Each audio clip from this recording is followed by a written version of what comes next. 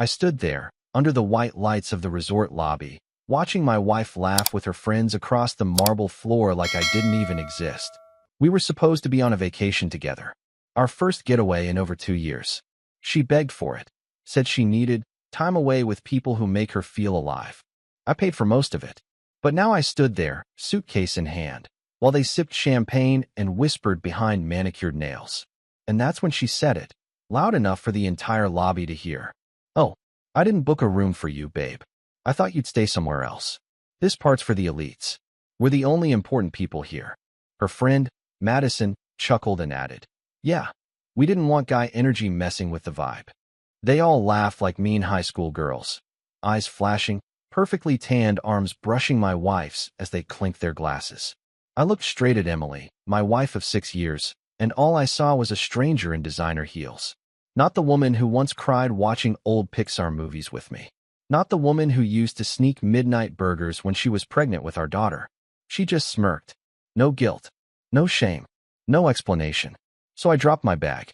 "Then I'll leave," I said calmly, as my heart started to fracture in slow motion. Good luck being important without a damn soul left who actually gives a F asterisk about you. And I walked out. No yelling. No begging. Just a hollow silence in the lobby as my footsteps faded. I ignored their calls. I let the texts pile up. "Emily, where'd you go?" Madison, "OMG, you're being dramatic." Emily, "Come back. We were just kidding." Emily, "Stop ignoring me." Emily, "If you're trying to ruin this trip, you won't win." Emily, "Do not make a scene." But they didn't stop me. No one did. I walked until the resort disappeared behind the palm trees. Found a cheap beach shack 2 miles down the coast, paid cash, and sat there in the dark staring at the ocean, alone. Humiliated. And I thought that was the worst of it. I thought the disrespect, the public embarrassment, the cold-blooded cruelty of pretending I didn't matter anymore. That was rock bottom. But I hadn't even reached the first step down. Because 3 hours later, something unthinkable happened. I went back. Not for her. Not to beg. But because I left my wallet in my bag. The same bag I dropped like dead weight in the resort lobby. When I walked through the glass doors again, the concierge raised an eyebrow. He didn't stop me. No one did. The lobby was empty now, dimly lit. So I took the elevator to the floor Emily and her elites were staying on. Quiet. Polished floors. Ocean views. Nothing felt real. My bag was still there, propped against a plush chair near their suite. I grabbed it, zipped it open, found the wallet. But then, I heard it. Laughter. Not just hers. A man's voice. Low. Confident. Too close. "You've really been starving for it, haven't you?" And then her voice. "God, you have no idea. He bores me to death. You, though, you know how to touch a woman." I didn't breathe. I followed the sound to a cracked door. Inside, candles flickered. Music played. Clothes on the floor. My wife, my Emily, was wrapped in a towel, straddling some guy I'd never seen before on the edge of the bed. He kissed her shoulder. She tilted her head back, moaning like she was in some cheap movie. I stood frozen, watching, listening. "He's such AF asterisk ing loser. Asterisk asterisk," she whispered. "Can't believe I'm still married to that walking disappointment." He laughed. She bit his lip. And I died inside. This wasn't about a room, or even about the trip. This had been going on for a long time. I backed away, bag in hand, my ears burning, my vision pulsing. I didn't confront her. Not yet. Because I wanted her to think she got away with it. Because the best revenge is knowing more than the other person thinks you do. And Emily? She had no idea what was coming next. I walked back to that shack on the beach in complete silence. No music. No calls. No tears. The door creaked as I stepped inside, and I sat down on the edge of the bed, staring at the faded wood of the floorboards like they might offer some explanation. My fingers were clenched so tight around the wallet, the leather had bent. She wasn't just cheating. She was mocking me, degrading me, laughing behind my back with her little clique of Botoxed vipers and some dude who probably didn't even know her last name. And I'd been funding it. All of it. The vacation. The clothes. Her goddamn manicure that was gripping his shoulder while she rode him like a trophy. I didn't sleep that night. I lay in bed, eyes wide open, heart pounding like war drums in my chest, replaying every moment over the past 6 months. The late nights. The mysterious work dinners. The sudden obsession with fitness. The constant phone turned upside down. It was all there. Every clue I chose not to see. And now I couldn't unsee any of it. By morning, my phone had exploded with messages. Emily, where the F*** are you? Emily, you're acting insane. Emily, don't throw a tantrum just because you didn't get your own way. Emily, if you don't come back, I'm checking out tomorrow. No apologies. No explanations. Just gaslighting and attitude like I was the problem. So I replied with one sentence. I saw you with him. Silence. For 4 hours, nothing. Then finally, Emily, you misunderstood. He was comforting me. Emily, I was drunk. Nothing happened. Emily, you always assume the worst. Emily, you're insecure, and it's ruining us. My hands trembled as I read the last one. The audacity. The absolute disrespect. I knew exactly what I saw. Her body. Her voice. Her words. No amount of misunderstanding was going to unring that bell. So I sent her a photo. A blurry but unmistakable picture I snapped through the door. Her, half naked, lips locked with him, her legs wrapped around his waist. No room for denial. Again, silence. An hour later, she called. I didn't answer. She called again. Then Madison. Then another friend. I put the phone on silent and went to the bar down the road. Ordered a whiskey, neat. Sat there in yesterday's clothes, feeling like a character in someone else's movie. At some point, a guy next to me asked if I was all right. I don't remember what I said. Probably something like, not really. He nodded like he knew. Then the phone buzzed again. Emily, can we talk? Emily, just come up to the suite. Please. Emily, let's fix this. And that's when something inside me shifted. I felt numb. Not just hurt. Not just angry. Done. But I still wanted to see her face when she realized she lost the game. So I went back. One last time. The elevator doors opened to that same hallway, where last night she had humiliated me like a stray dog. This time, I walked slower. Straighter. Not like a man looking for answers, but like a man who already knew everything. I knocked. She opened the door, wrapped in silk, makeup smudged like she'd cried. Her eyes widened when she saw me, then softened. Jake, she breathed. Baby. I said nothing. Just walked past her into the suite. The same guy wasn't there. Probably ran the minute he saw my message. Coward. The room smelled like her perfume and betrayal. I was going to tell you, she said. I laughed. Actually laughed. Really? When? After your next comforting session. I made a mistake, she said. It didn't mean anything. My jaw tightened. You call me a loser, Emily. Her lips parted. I was drunk. No. You were honest. Drunk just gave you courage. She stepped closer, hand out like she thought I might still be the idiot who'd reach for it. But I didn't move. You embarrassed me. Lied to me. Screwed someone else while I was still under the same roof, I said. I'm sorry. You're not. You're just caught. The silence that followed was deafening. I turned and walked toward the door. Jake, don't do this. We can work through it. No, I said. You can work through it. Alone. And I left her standing there. Half-dressed. Speechless. Like the lie she was. I didn't look back. I didn't need to. I walked out of that suite and kept walking until I hit the stairs. I didn't take the elevator this time. I needed to feel every step under my feet. Every thud like a stamp sealing the end of whatever illusion I'd been living in. Outside, the sun was setting. The beach glowed gold, the waves whispering like they were trying to calm the fire in my chest. But nothing could. You think you know a person. You think love means loyalty. But I learned something brutal in that moment. Sometimes the person sleeping next to you is already gone, long before they ever pack a bag. Back at the shack, I sat on the floor, back against the wall, legs stretched out. I stared at the ceiling and wondered how many other lies I'd swallowed just to keep the peace. How many fake smiles. How many, I love you, that tasted like ash coming out of her mouth. The next morning, I called my lawyer. He didn't ask questions. Just said, do you want a clean break or do you want war? And I said, I want the truth to cost her everything. By noon, divorce papers were being drafted. My accounts were being locked. The house we bought together? In my name. The credit cards? All canceled. Her gym membership? Gone. Her car? Leased through my business. I wasn't going to let her walk away and keep the fantasy. She called again. 10 times that day. I didn't answer. Then she texted. Emily, I told my mom you're having a breakdown. She says to call her. Emily, don't make this worse than it is. Emily, if you go public, You'll humiliate yourself too. Emily, Jake. I'm pregnant. I stared at that last one for a long time. My pulse didn't even spike. Because I knew she wasn't. She had pulled that card once before, back when I found messages to some guy named Corey on her phone 2 years ago. Same panic. Same tactic. She wasn't pregnant then. And she wasn't now. So I replied with one word. Prove it. She didn't respond. And that's when I knew she had nothing left. The rest of the trip passed in a haze of quiet fury and private victories. I found a lawyer in her home state, froze any joint assets, even tracked down the guy she was with, some low-grade finance bro from Scottsdale named Hunter, with a history of workplace inappropriate behavior. He didn't seem so cocky when I sent him a formal warning through legal channels. I made sure his boss saw it too. I wasn't playing husband anymore. I was done being nice.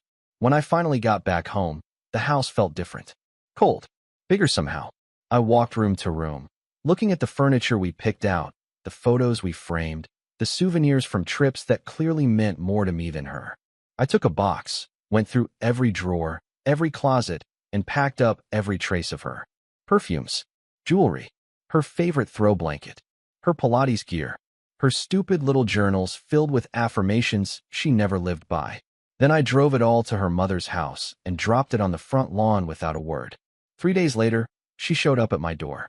Makeup done, hair curled, that fake sad smile stretched tight across her face. I'm sorry, she said before I even opened the screen. You already said that, I replied. No, I mean it. I messed up.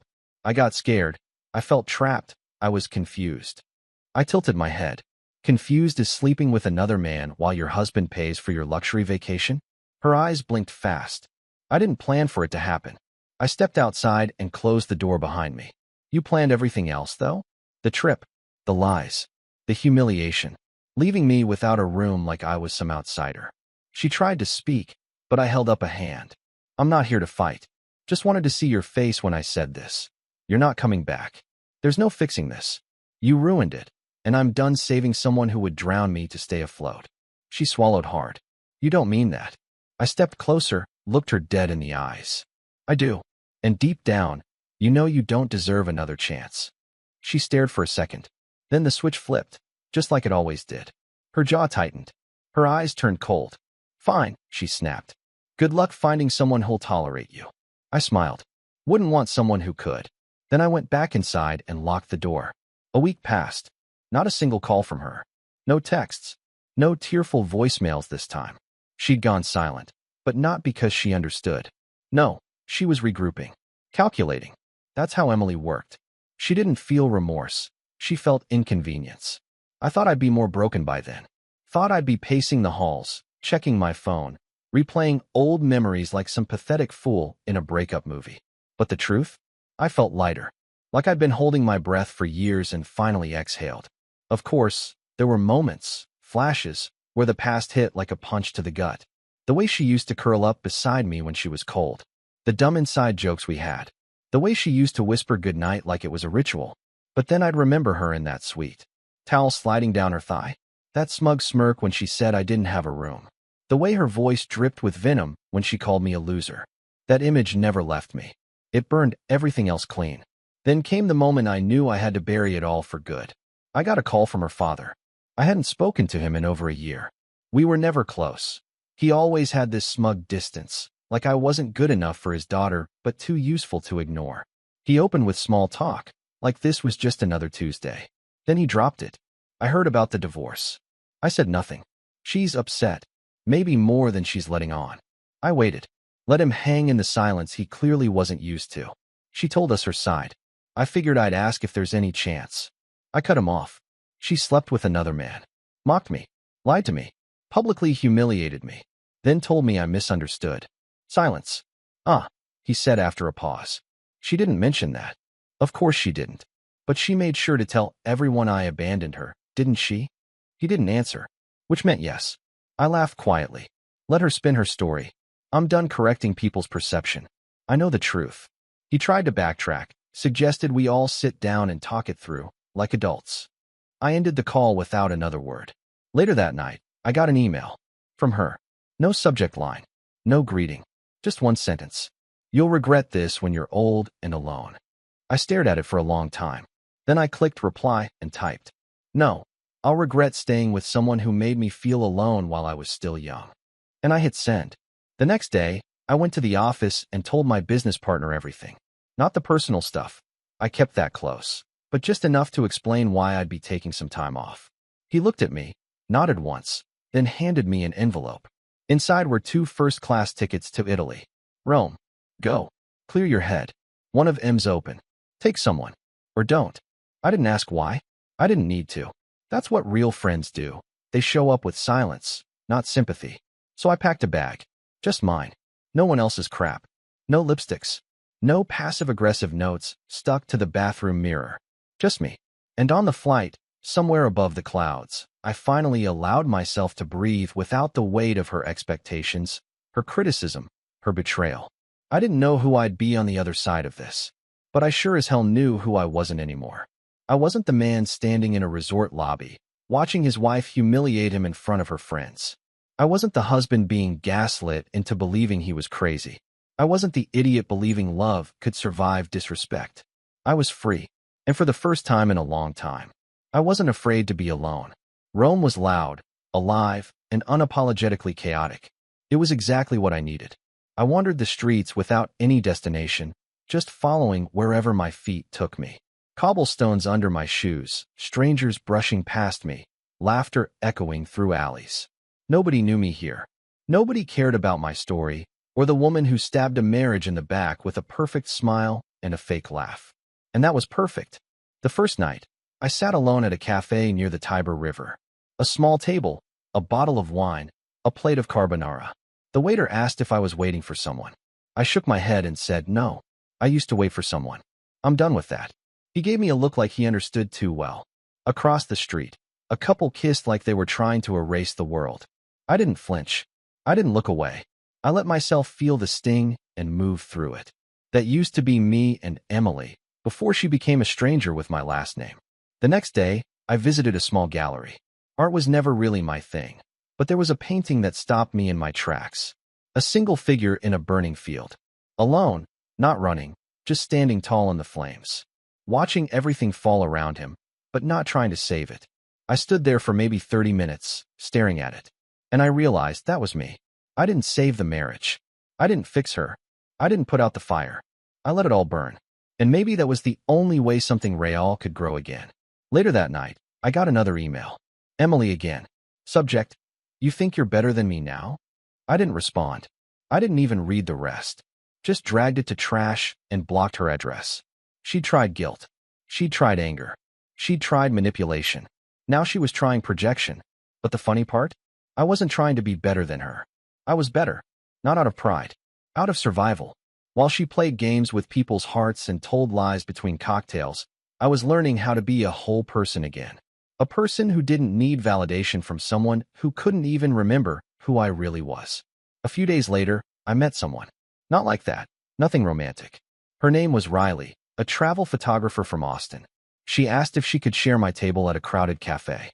We started talking, laughing, trading stories about life and failed plans and places we still wanted to see. She didn't ask about my past, and I didn't offer it. We were just two strangers, existing in the same moment. Before she left, she said, "You've got a storm in your eyes, but you're still standing. That's rare." I didn't know how to respond, so I just smiled. After she walked away, I realized I hadn't thought about Emily for hours. And it felt good, really good. On my last night in Rome, I stood on a rooftop overlooking the city. Lights flickered, distant music drifted through the air, and for the first time in what felt like forever, I didn't feel hollow.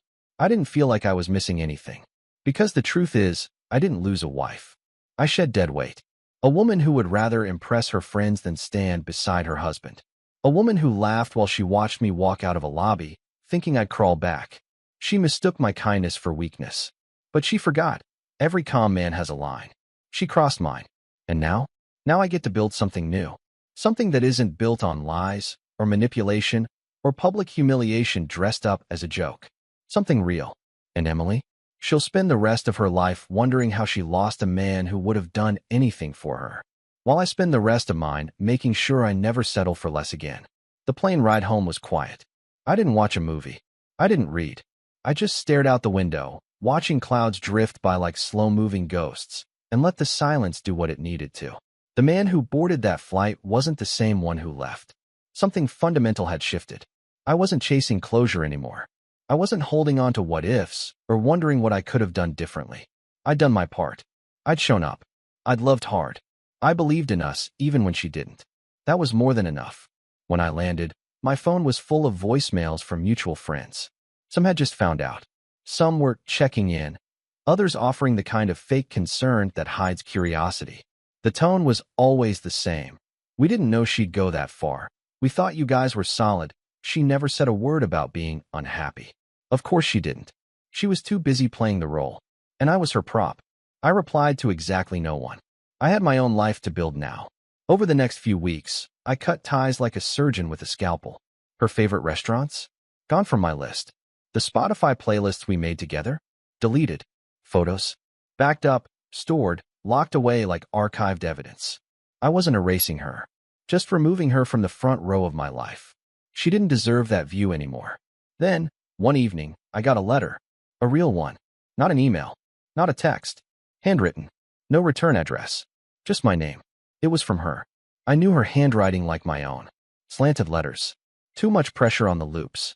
I almost didn't open it. But curiosity isn't always a choice. Inside was a single page. No apology. No real emotion. Just this. I never meant for it to go that far. I was angry and stupid, and I wanted to feel powerful. I thought you'd come crawling back and prove how much I mattered. I didn't expect you to walk away and actually stay gone. I guess I never understood the kind of man I married until I lost him. No signature. No love. Just her usual drama, wrapped in a bow of half-truths. She wanted me to feel guilty. She wanted me to remember the girl I married and forget the woman she became. But I wasn't playing that game anymore. I folded the letter, lit a match, and watched the paper curl into ash in the sink. That was the last piece of her that existed in my home. A month later, the divorce was finalized. Clean. Cold. Efficient. I didn't show up in court. Didn't need to. My lawyer texted one line. It's done. And with that, so was she. Funny thing is, I never thought I'd be the guy telling this kind of story. I thought I'd be celebrating anniversaries, chasing kids around the backyard, planning retirement trips to Tuscany someday. Instead, I got betrayal. Public humiliation. Lies dressed up as laughter. But I also got something else. Clarity. The kind you only get when everything burns to the ground and you realize you're still standing. If you're reading this and you're where I was, questioning, doubting, shrinking yourself to hold something broken together, listen to me. Walk away. Not for revenge. Not to prove anything. Walk away because peace is better than being loved by someone who doesn't respect you. Because loyalty means nothing from a liar. Because your dignity is not a negotiation. And if she's anything like Emily, she'll come back eventually. They always do. But by then, you'll already be gone. Not just physically, emotionally, mentally, soul deep gone. And she'll finally realize. She never left a man who was weak. She lost a man who was too strong to let himself be treated like garbage. That's the kind of pain they carry forever. And you? You'll carry freedom. I started running again. Not to escape anything. I wasn't running from the memories anymore. I was running because I could breathe again. Because my legs needed to move the way my life had started moving. Forward. Fast. Determined. No looking back.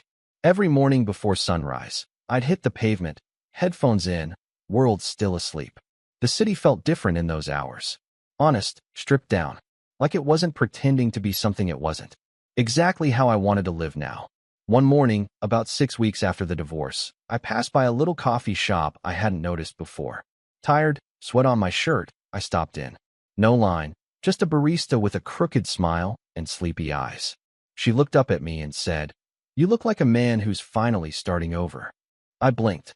What gave it away? I asked. She shrugged. "You're running with anger, not fear. That's step 2. I asked her what step 3 was. She smiled. Running because you love yourself again.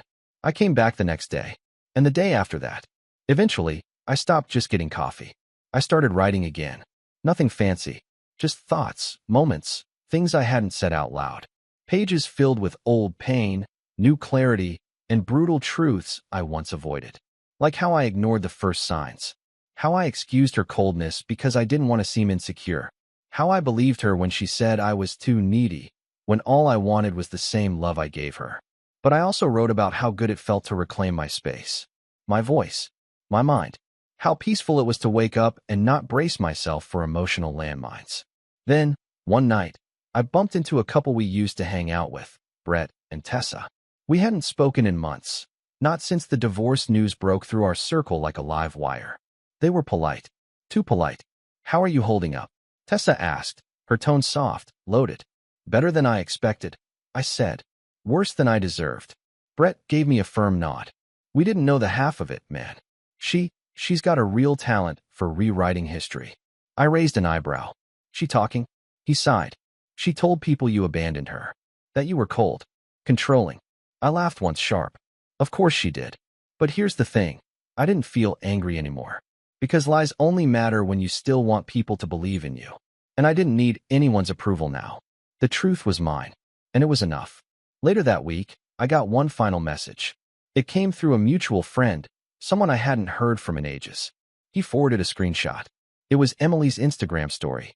A photo of her, standing alone on a beach, holding a glass of wine. Caption: "Sometimes you don't realize what you had until it's gone."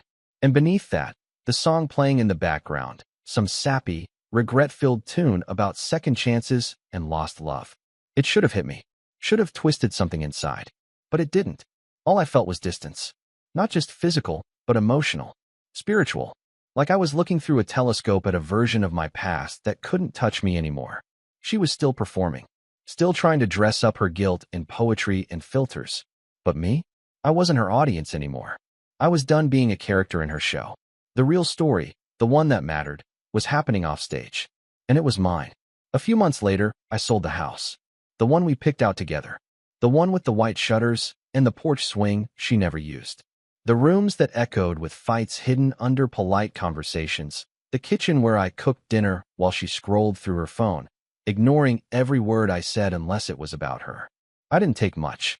Just what mattered. A few books. My records.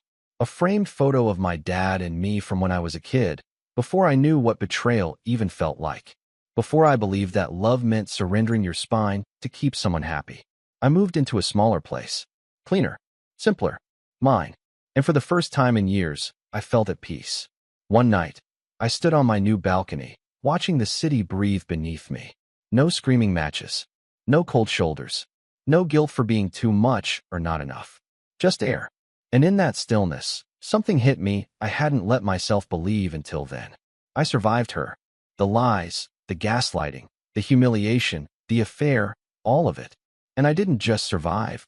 I came out sharper. Stronger. Whole. She thought she broke me. She thought leaving me without a room was a power move. Letting her friends mock me, saying I wasn't elite enough, was her little rebellion. Sleeping with another man was supposed to remind her she could still get attention. But in the end, all she did was set me free. I stopped wondering if she missed me. I stopped hoping she'd change. Because the truth is, I don't care who she becomes now. I care who I became. A man who doesn't beg for love. A man who sees red flags before they wrap themselves around his throat. A man who walks away when he's disrespected, not out of pride, but because self-respect isn't a luxury. It's a necessity. And if I could say one thing to anyone going through the same hell I did, it's this. You don't need her to say sorry. You don't need closure. You don't need them to see your worth. You just need to walk away and keep walking. The right people won't need to be convinced to love you. And the wrong ones? Let them watch you heal from the sidelines they pushed you to. Because there's something beautiful in being broken and building yourself back without them. That's the kind of strength they'll never understand.